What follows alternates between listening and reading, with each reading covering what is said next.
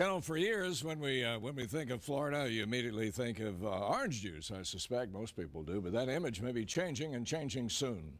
Growers and others say the entire citrus industry may not be around much longer. Well, that ought to get your attention if you depend on Florida citrus. Fox 13's Ken Suarez is going to show you now the threat against it just keeps on growing. The bad news just keeps on coming for Florida citrus growers. This year's crop is expected to be considerably smaller than last year's, and next year's even smaller still. This is why. Citrus greening. It makes the fruit bitter and fall off the tree. Eventually, the tree can't produce at all. The industry is struggling to survive. I'm always an optimist, but it's getting more difficult to be optimistic. I would think it would be half of what it is today in 5 years if something doesn't develop rapidly to save these infected trees. It's amazing a bug this small, called a psyllid, is such a threat. It spreads a bacteria that causes greening.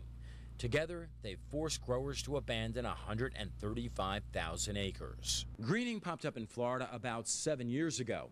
Since then, growers have kicked in about $70 million to fund all kinds of research projects. No silver bullets so far, but a big breakthrough recently.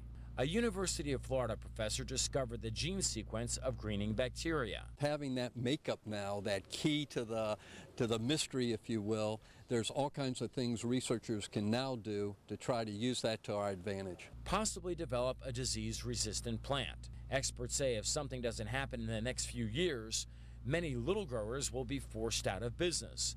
The entire industry may collapse in less than 20. That doesn't give researchers much time. In Polk County, Ken Suarez, Fox 13 News. Well, Washington is sending the state of Florida $20 million for citrus research, and there may be more coming our way if the Farm Bill is approved.